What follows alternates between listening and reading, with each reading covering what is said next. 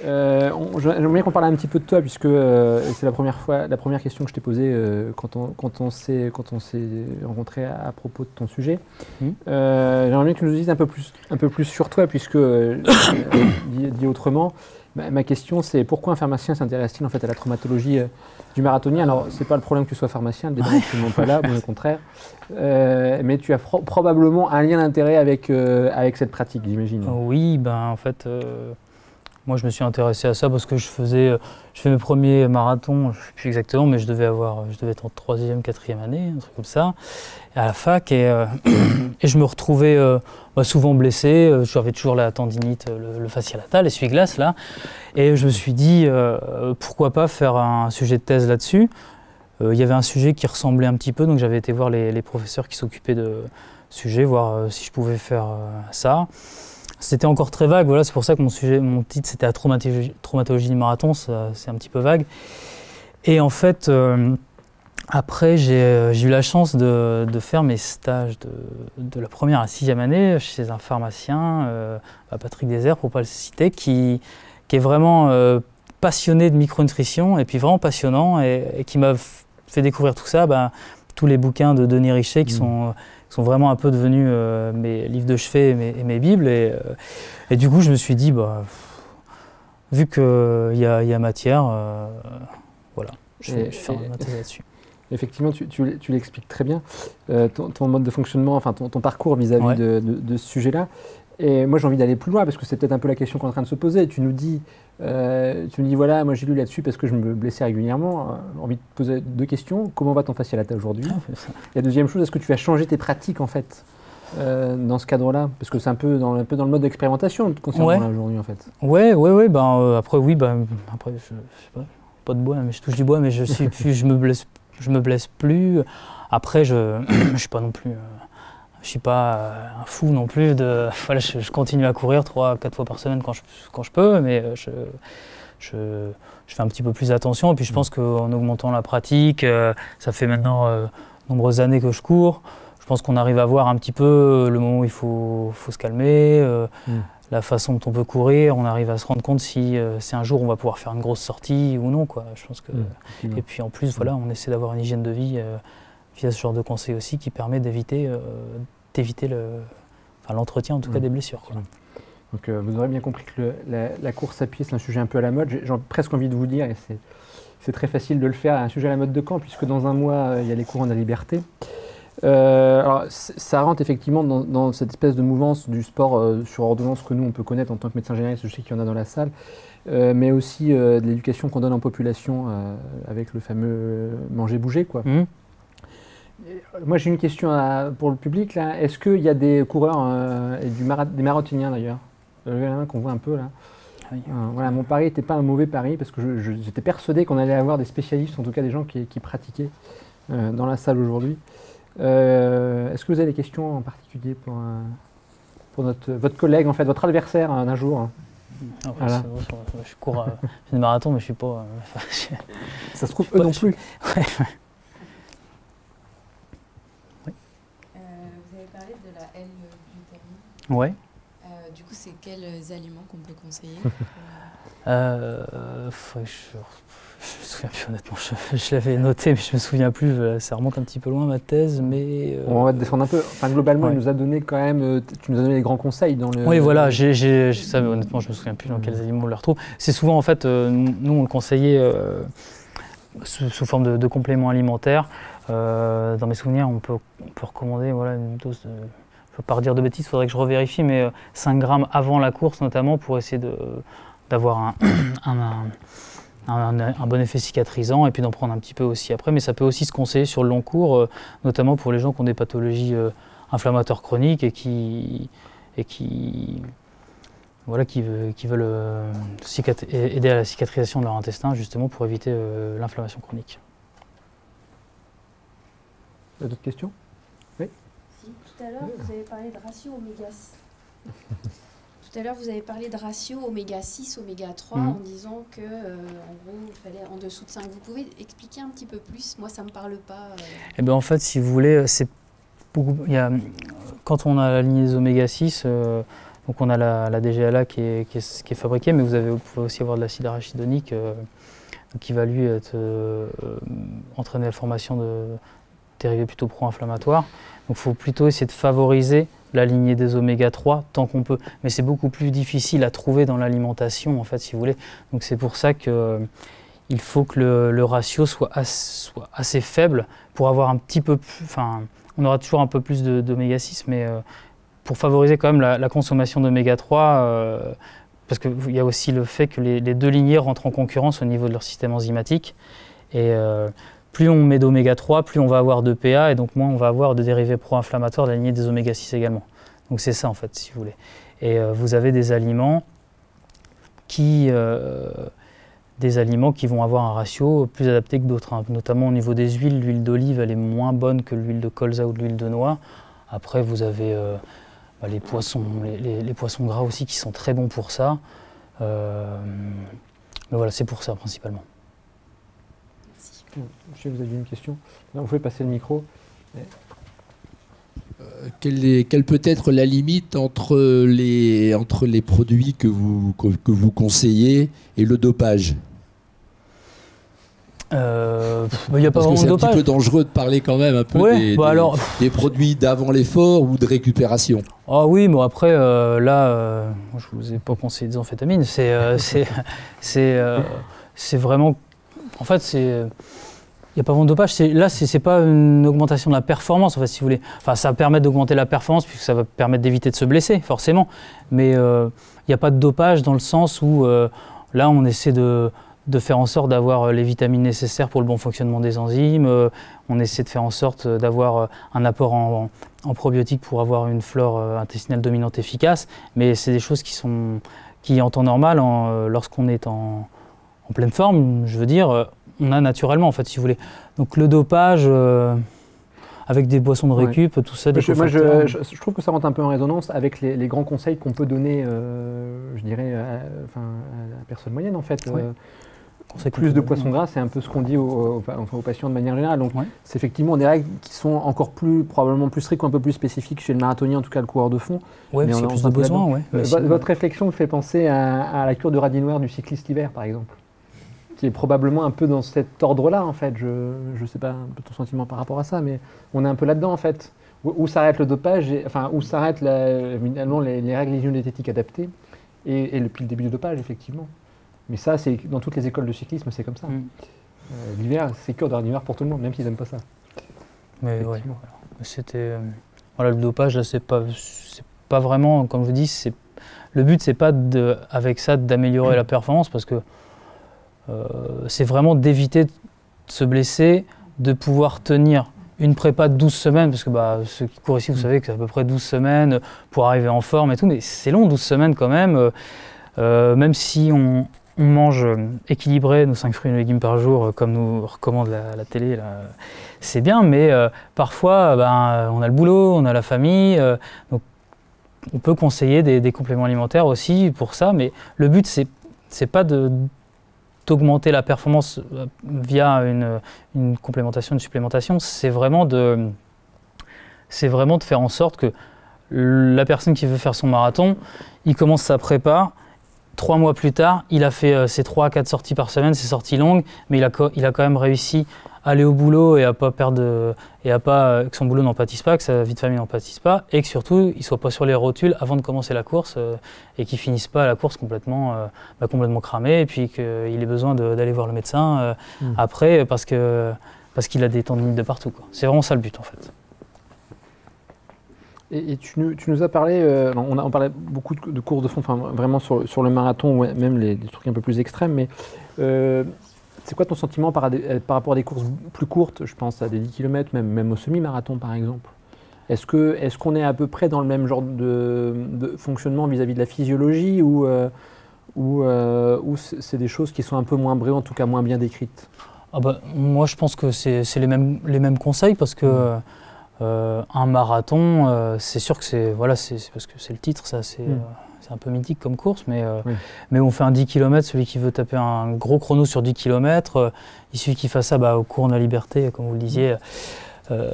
par une chaleur, une grosse chaleur, on va avoir les mêmes problèmes intestinaux, les problèmes de perméabilité, et puis même parfois des problèmes un petit peu plus graves, hein, des pathologies aiguës ou autres. Non, pour moi, et ça peut s'appliquer d'ailleurs à tous les sports.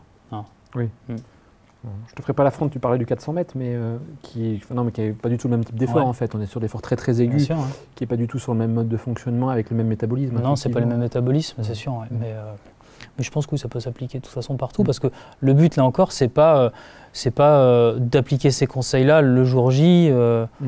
C'est en fait de faire ça en amont vraiment pour éviter les pathos de surcharge. Enfin, dit autrement, ça fait partie de la préparation. Voilà, ça fait partie de la préparation. Je pense que c'est parce que c'est exigeant une préparation marathon quand même. C'est très exigeant. La course, on va leur demander, c'est exigeant. Bah après, ça dépend comment on veut le faire, mais c'est vrai que si on veut faire un temps ou autre, ou si on veut courir toute la course aussi, il faut quand même se préparer en amont. Et c'est un marathon, même si on en a fait plusieurs, je pense que c'est quand on se met sur la ligne de départ, on ne sait pas vraiment comment ça va se passer, quoi. Donc il faut mieux te préparer au mieux, quoi. Je pense. Tout à fait, en tout cas. Est-ce qu'il y a d'autres questions? Oui. On va vous faire passer le micro. Ah, oui, il y avait quelqu'un derrière. Une question aussi avant. Est-ce que dans le marathon ou dans un autre sport d'endurance, on dispose d'études comparatives entre un groupe qui aurait été préparé de façon optimale, comme vous l'avez exposé, avec des oligo-éléments, les compléments nécessaires, et puis un autre groupe qui serait resté libre de sa préparation? Oui, j'avais relevé des études dans ma thèse, notamment, je pourrais vous redonner ça, mais qu'il y avait plus de formation de dérivés pro-inflammatoires chez les personnes traitées. Alors je ne sais plus par quel si c'était les oligo-éléments, ou je crois que c'était au niveau des probiotiques, il y avait plus de formation de médiateurs pro-inflammatoires chez les gens qui n'étaient pas traités, pour lesquels on donnait pas de probiotiques, je crois. Il me semble que c'était probiotiques, mais oui, en tout cas, il y a des études qui montraient, oui, effectivement, qu'il y avait une plus grande production de dérivés pro-inflammatoires quand même, oui.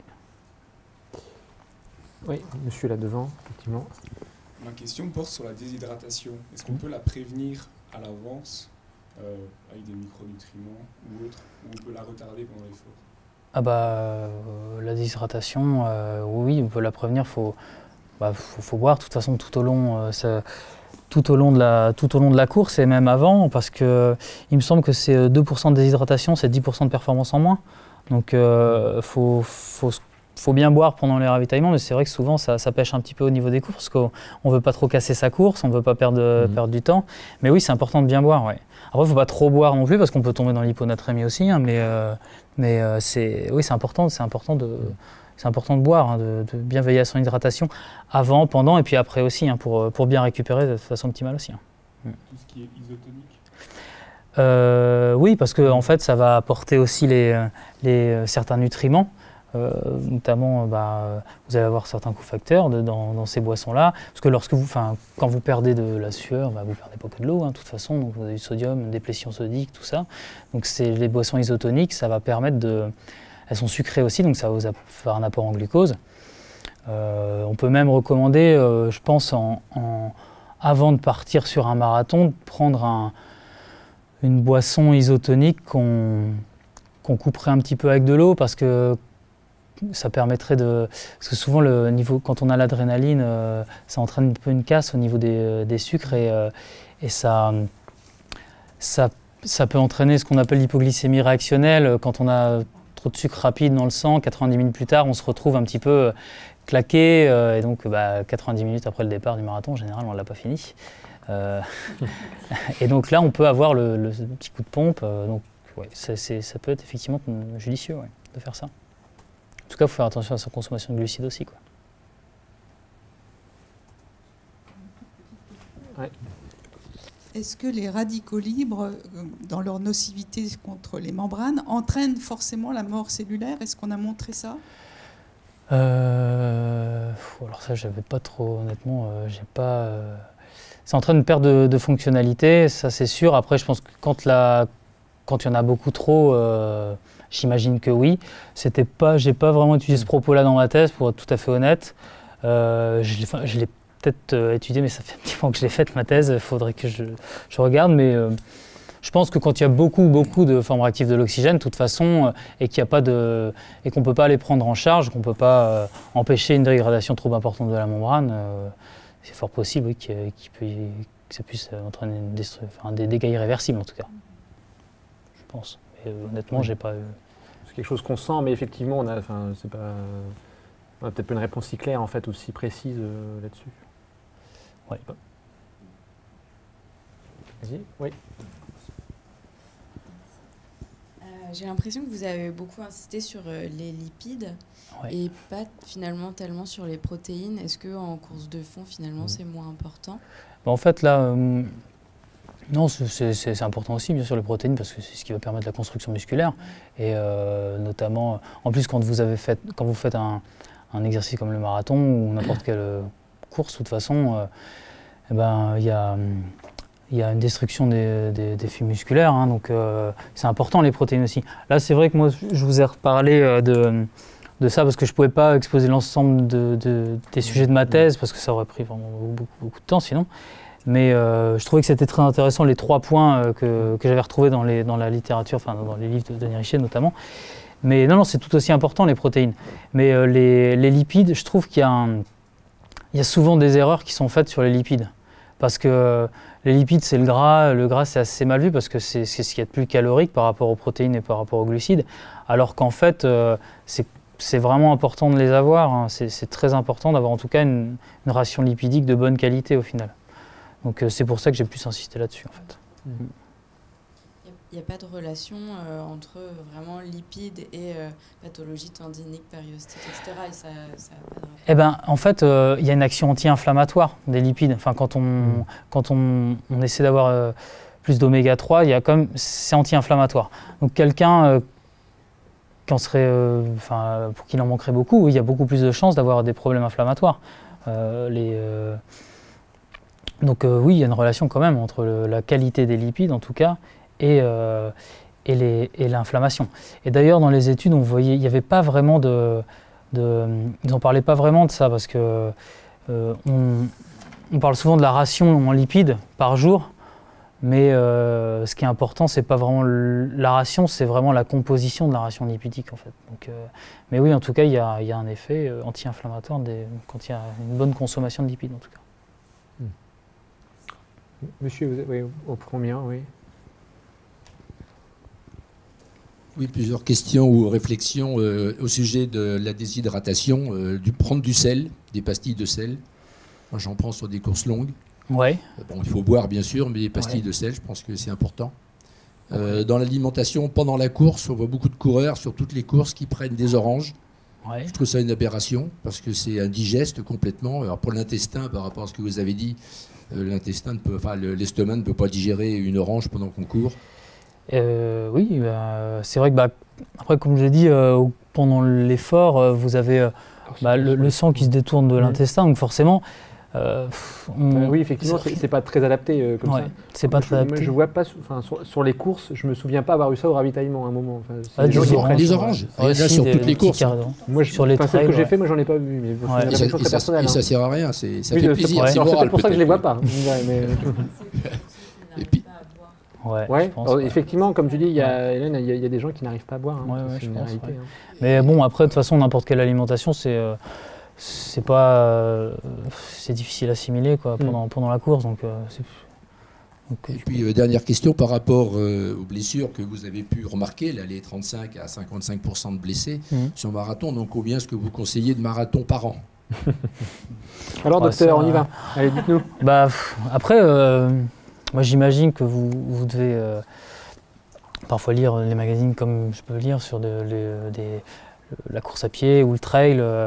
Vous avez toujours des exemples de personnes qui enchaînent pas mal d'ultras, pas mal de marathons. On a toujours parfois des articles 40 jours, 40 marathons. Je pense que ça dépend vraiment de chaque personne. Hein. C'est assez...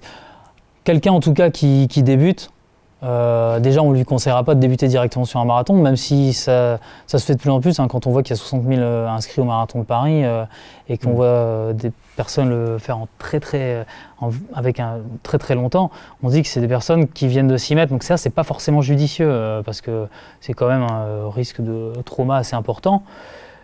Après, conseiller le nombre de marathons par an, ça dépend vraiment des personnes. Je ne sais pas, vous, combien vous en faites par an Le plus que j'ai fait, c'est 85 en 43 jours. Ouais, bah voilà. 43 jours non-stop. Ouais, bah ça, c'est... Je pense que ça... Voilà, bah oui, bah c'est... Ça reste un peu humble, en fait, hein, pour être très honnête. Bah c'est super, c'est bien, mais je pense que, en tout cas, on ne peut pas conseiller ce rythme-là, même... Enfin, moi, je me verrais mal suivre un rythme comme ça, par exemple. Même si je cours un petit peu, que j'ai fait quelques marathons, mais ça dépend vraiment des gens, je pense. De leur prépa aussi. Donc une bonne prépa, une bonne hydratation, une bonne alimentation, ça permet déjà de pouvoir imaginer un petit peu plus de courses sur une année. Voilà. Vous aviez d'autres questions? Il y a un monsieur derrière, désolé Hélène, déjà eu après. Du coup là tu nous parles de la préparation marathon et en post-marathon, est-ce que il y a des conseils à avoir? Est-ce qu'il faut prendre des compléments alimentaires en post-marathon pour bien récupérer au bout de combien de temps? Il y avait un produit qui était pas mal à base de porphyre à HSP qu'on pouvait conseiller, ça permettait je l'ai plus en tête exactement le mécanisme, mais ça permettait de mieux réparer d'améliorer la récupération, hein. C'est un très bon produit, c'est un complément alimentaire. Après, sinon, c'est l'hydratation, un peu de boisson de récup aussi pour justement permettre de prendre en charge les radicaux libres, hein, tout ça pour éviter les désagréments. Ça va surtout être ça, de l'hydratation, comme du repos, et après il y a un peu d'étirement aussi, mais ça faut surtout demander au médecin, mais ouais, surtout des étirements et de l'hydratation principalement, quoi. Et puis aussi peut-être une ration protéique un peu plus adaptée parce que on a une destruction des fibres musculaires, donc un apport de protéines quand même pour essayer de régénérer tout ça. Je pense, c'est ce que je conseillerais. Oui. J'aurais une réflexion à te faire, Alexis, vis-à-vis de ça. Et après une question pour toi, Clément, mais ça me rappelle une étude que j'ai vue il n'y a pas très très longtemps sur la prise d'AINS en fait, au décours de la course à pied. Ouais, ça, j'en parle aussi. C'est devenu une vraie dérive en fait aujourd'hui où il y a 30% quand même du coureur à pied moyen qui prend des AINS avant d'y aller. Alors ça ne veut pas dire combien il y en a qui en prennent en plus après, avec tout le risque de déshydratation au passage, d'insuffisance rénale. Les AINS, les anti-inflammatoires non stéroïdiens. Ibuprofène, excusez-moi, oui, effectivement. Non, c'est une vraie déformation, ça. Et donc, ça pose vraiment la question, en fait, je trouve, je vous ai pas oublié, pour vous passer la parole après, hein. La vraie question de la place de la micronutrition dans ce contexte des AINS, en fait. Alors, le mieux est l'ennemi du bien, on est tous d'accord là-dessus, mais n'empêche que, comment on peut se placer par rapport à ça? C'est très répandu, et ça, justement, dans ma thèse, j'en parlais, il y avait une étude, c'était avant le marathon de Berlin, c'est effectivement assez délirant le nombre de gens qui prennent, avant de partir, 400 mg d'ibuprofène, ou même parfois 800 mg, vous voyez, et c'est vrai qu'au niveau rénal, c'est pas bon du tout, hein, ça diminue le débit de filtration glomérulaire. C'est une catastrophe physiologique, hein, c'est pire que les oranges. Et ça peut entraîner du coup des gros problèmes de déshydratation aussi. Oui, ça c'est vraiment à bannir par contre. Ouais, c'est vraiment à bannir ces pratiques-là. Et pourtant c'est vraiment répandu dans le milieu du sport, hein, même dans le foot. Le petit ibuprofène après l'entraînement ou après le match, apparemment c'est quelque chose de très répandu et qu'on voit aussi, hein, au départ des courses, hein, ou même à l'arrivée, les comprimés, les cachets à prendre. Ça c'est vraiment à bannir, ça, pour le coup. Je suis d'accord avec vous. Oui, toujours assez d'accord en fait. Mais c'est répandu. Ouais, c'est répandu. Oui. Je vous laisse la parole. Oui, alors j'ai enfin compris pourquoi je souffre de fatigue, problème de sommeil et déprime depuis un mois là. Alors pour Denis Richer, je suis en pleine cure de tout ce qui est silicium, manganèse, vitamine C pour la synthèse de collagène. Mais alors je viens de comprendre pourquoi je suis en manque. Il manque du tryptophane en fait. Le tryptophane, j'ai pas trop compris par rapport à vitamine B3, je crois. Oui, parce que les compléments alimentaires, comment je peux faire pour augmenter mon tryptophane? Vous avez des aliments naturellement riches en tryptophane, hein, je crois que c'est... je sais plus... Pardon? Autre que micronutriments, oui. Autre que, pardon. Que les micronutriments en alimentation. En alimentation pour le tryptophane. Je crois que vous en avez dans les volailles, dans l'œuf principalement. Et ça, en fait, si vous voulez, c'est important. Pardon? C'est un type de protéine. Oui, voilà, c'est ça. C'est ça, ouais. Oui, effectivement. Mais ça, effectivement, c'est une carence à corriger si vous sentez, voilà, parce que normalement, quand on fait pas mal de sport, on devrait se retrouver un peu fatigué, donc avoir une meilleure qualité de sommeil. Mais si c'est vrai que quand on tire beaucoup et si on a un déficit en tryptophane, bah, pour le coup, c'est précurseur de la B3, c'est précurseur de la sérotonine, et puis après dans la même lignée de la mélatonine, donc problème de sommeil, petit problème de coup de pompe aussi, perte de motivation. Ouais, donc ça, c'est l'intérêt de la micronut aussi là-dedans, quoi. Ouais. Effectivement. Okay. Je vais manger des œufs. Si. Je sais pas qui a d'autres questions. Ouais, je t'en prie. C'est pas grave, j'en ai une autre. Est-ce que vous avez travaillé sur la tétanie musculaire Non, j'ai pas travaillé dessus. Mais vous pouvez lire par rapport au cran. Non, parce que là, le 29 septembre, ça arrive vite. Et dans notre équipe de préparation, on a tous le même problème de tétanie musculaire au bout du 30e kilomètre. Ah bah oui, c'est ça. C'est marrant parce que tout le monde parle du 30e kilomètre. Enfin, c'est les changements de métabolisme. Ouais, souvent, exactement, c'est probablement ça. Et c'est quelque chose qui est très récurrent. Souvent, c'est là qu'on bascule du métabolisme glucidique au métabolisme lipidique. Alors après, ça, il n'y a pas trop d'études. Moi, j'en parle pas trop parce que... Mais il y en a qui font un peu le régime low carb, je ne sais pas si ça vous parle, pour limiter vraiment les glucides et pouvoir en fait habituer son organisme à puiser dans les lipides directement. Je ne sais pas ce que ça vaut exactement scientifiquement, je n'ai pas lu d'études là-dessus, je ne connaissais pas ça quand j'ai écrit ma thèse, donc je ne m'y suis pas intéressé. Mais oui, c'est un problème récurrent à tout le monde, c'est après ce fameux mur, quoi. Voilà. Peut-être l'intérêt de consommer des glucides rapides à ce moment-là, pour le coup, parce que du coup, même si on en prend un petit peu trop, normalement, au 30e kilomètre, l'hypoglycémie réactionnelle 90 minutes plus tard, on ne la ressent pas, ou alors on la ressent quand on est terminé, quoi. Donc, voilà.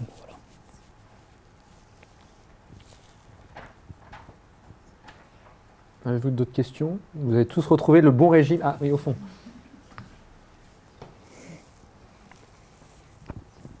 Bonjour. Bonjour. Moi, en fait, moi, ça serait pour un petit conseil, c'est parce que justement, je me suis blessé, je fais des marathons, etc. Et je me suis blessé il y a 6 mois, j'ai une fracture de fatigue au troisième métatarsien. Ouais. Et donc, je voulais savoir si justement il y a une susceptibilité à ce que j'ai une fracture de fatigue au même endroit ou un autre pied par exemple. Alors, ça... on va plutôt demander au médecin, mais ça fragilise forcément. Je ne suis pas spécialiste, mais j'ai pas entendu où est-ce que ça avait cassé. Au troisième métatarsien. Du pied gauche. Moi, je dirais aller voir le podologue, mais je vais vous dire pourquoi je vous réponds ça. En fait, on est tous pareils, on court tous d'une certaine manière, on a tous une statique particulière, sauf que ce n'est jamais la bonne. Vous ferez comme vous voudrez, ce ne sera jamais la bonne parce qu'on court sur des surfaces toujours différentes. Et les marathons, les 3/4 du temps, à part des trucs un peu plus extrêmes, etc., c'est souvent le bitume. Hein. Et il n'y a pas pire que du bitume. Et donc, si on fait le tour là, des marathoniens ou des coureurs à pied réguliers, ils ont tous des semelles dans leurs chaussures. Non mais c'est vrai, c'est une réalité. C'est tellement traumatique que si vous ne changez pas un minimum votre appui, vous serez toujours embêté.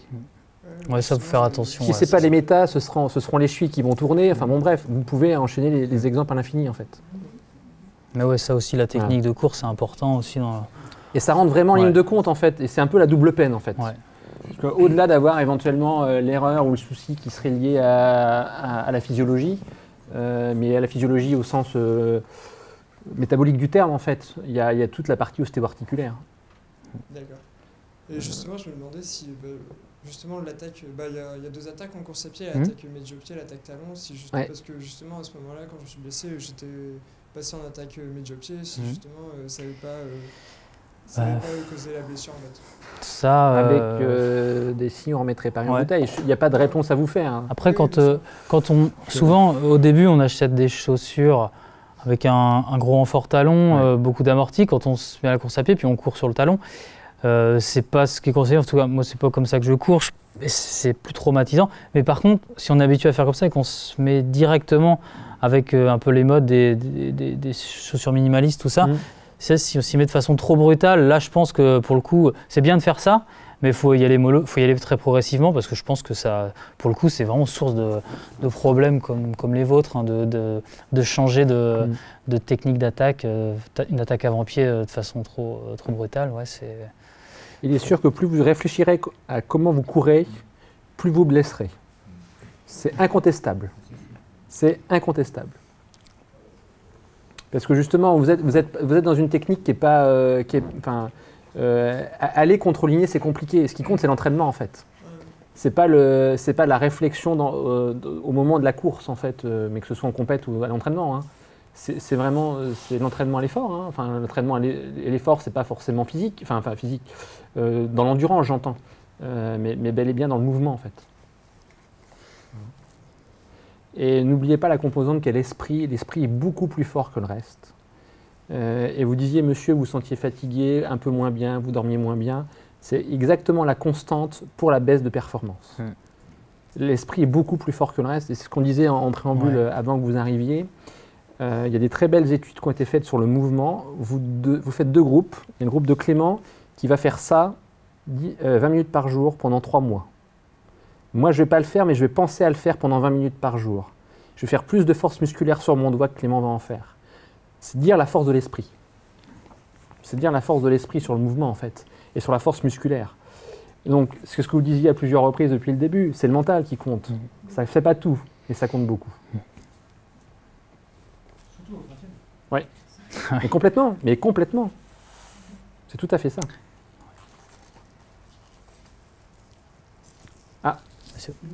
Ouais. Mais on est un peu à côté quand même, parce qu'on a piqué la micronutrition pour parler vraiment de la course. Puisqu'on fait un pas de côté, allons-y. Connaissez-vous un rapport de cause à effet entre la pratique musculaire, sinon marathon ou du moins intensive, et le taux d'acide urique? J'ai pas de réponse à vous faire. Personne n'a de réponse à ça. Alors moi j'ai une réponse, parce que le vrai problème c'est qu'on n'a pas de réponse sur l'acide urique de manière générale. On a du mal à l'interpréter de manière générale. Un jour il est facteur de risque cardiovasculaire, un jour il n'est pas, c'est très très pendulaire cette histoire. Et donc ce qui est pendulaire là-dessus est pendulaire sur tout le reste avec l'acide urique. On ne sait pas trop ce que c'est en fait. Quand je dis on ne sait pas trop ce que c'est, on a une idée biochimique de ce que c'est, mais sa valeur et son interprétation est vraiment pas aisée. La seule chose que je peux vous dire, quand vous faites une crise de goutte, l'acide urique est augmenté. Point. Sorti de ça, il ne se passe pas grand-chose en fait. On est incapable de vous répondre. Enfin, c'est pas moi qui réponds, je ne suis pas du tout un spécialiste. Hein. Encore qu'il peut y avoir des faibles crises de goutte en restant dans les normes. Exactement. 65, exactement. C'est tout le problème des normes et des courbes de Gauss. Hein. La normale reste la non normale. Hein. Effectivement. Ce que vous avez dit tout à l'heure aussi sur les pratiques, il y a un facteur important, mais vous, c'est normal que vous n'en parliez point, c'est l'âge. On ne court pas à un certain âge comme on courait 30 ans avant. Hein. Non, mais par contre, on peut quand même constater que, peut-être moins maintenant, mais sur les courses plus longues, on a souvent des participants plus âgés. Hein. Moi, je me souviens d'avoir fait la demi-barjou il y a plusieurs années. Je devais avoir 23 ans, je crois que j'étais le plus jeune sur la... Oui, et sur le développé du pied, oui, effectivement. Là, vous avez, sans vous faire offense, toute la vieillesse de l'articulation, ce qui est valable sur une cheville, valable sur un genou, même sur la posture. C'est une réalité. Il n'y a pas d'offense, monsieur, on est dans la réalité. Exactement, mais il y a l'affaissement des voûtes plantaires, c'est une explication, c'est comme ça. Hein. Effectivement, il y a toute l'adaptation autour de ça. Et probablement aussi, ça on n'en a pas parlé du tout, mais c'est mieux que moi, au niveau de la micronutrition, le métabolisme évolue dans le temps. L'adaptabilité dans le temps est forcément pas la même. Vous savez très bien au niveau cardiaque. Vous ne ferez plus les performances à 60 ans que les performances que vous faites à 20 ans. Parce que effectivement, la physiologie évolue. Voilà. Et ça, on ne peut rien faire. Sauf de l'adaptation en fait.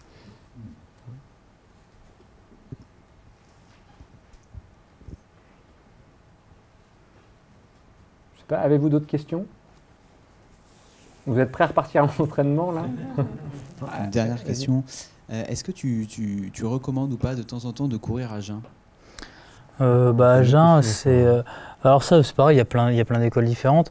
Je pense qu'on peut le faire. Il ne faut pas le faire trop souvent. Je pense qu'il faut le faire pas plus d'1 heure et faire attention à être bien hydraté et quand même avoir la veille un peu de sucre lent, quoi, de glucides quand même pour... surtout quand on n'est pas trop habitué, quoi. Mais je pense qu'il faut quand même faire attention à la course à jeun parce que c'est plus source de traumatisme. Mais ça peut avoir son intérêt justement pour la mobilisation d'autres métabolismes, notamment celui des lipides indirectement. Ça peut avoir son intérêt, surtout dans des courses très longues. Les gens qui font des ultras, souvent on voit dans les préparations, même dans des marathons, des étapes 1 heure à jeun, à rythme très lent. Par contre, il ne faut pas faire un fractionné à jeun, par exemple. Voilà. Catastrophique. Ouais. Donc voilà. Avez-vous d'autres questions? Ah, monsieur se réveille avant qu'on parte là. Oui, du coup, au niveau alimentation, les champions de France marathon relais entreprise à Caen ont une pratique de plus en plus fréquente qui consiste à manger, quand le marathon est le dimanche, à quasiment ne pas manger lundi, mardi, et à manger excessivement les derniers jours de semaine. Est-ce que vous avez entendu parler de cette pratique-là? Et physiologiquement, à mon avis, c'est pas le top. Non, j'ai pas entendu parler de ça. J'ai l'impression d'avoir des performances décuplées avec ça. C'est des marathoniens à 3h10, par exemple. Ah ouais. Mais non, j'ai pas entendu parler de ce genre de pratique. Après, c'est vrai qu'il y a toujours... souvent, il y a des nouvelles petites modes qui se mettent en place. Enfin, des fois, c'est pas des modes, hein, c'est des choses, on se rend compte que c'est tout à fait pertinent et tout à fait efficace. Après, ça, cette pratique-là, non, j'en ai jamais entendu parler, par contre. J'en ai jamais entendu parler. C'est pas un peu le régime scandinave? Il y avait une espèce de régime, de prépa, mais ça, je ne connais pas suffisamment pour en parler. Hein, ça.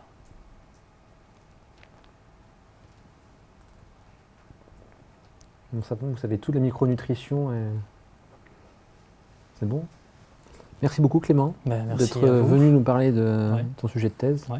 Merci. Et puis en espérant que tu as pu améliorer tes performances avec ce changement. On n'a pas couru depuis d'ailleurs, mais... Si, mais c'est d'appliquer ça un petit peu pour faire en sorte que ça reste un plaisir, quoi. Que ça ne devienne pas une obsession, et surtout de pouvoir continuer à courir tranquillement, sereinement, sans se blesser, et puis en profitant à côté de sa vie d'à côté aussi. Voilà. Merci beaucoup de votre présence, d'être venu aujourd'hui.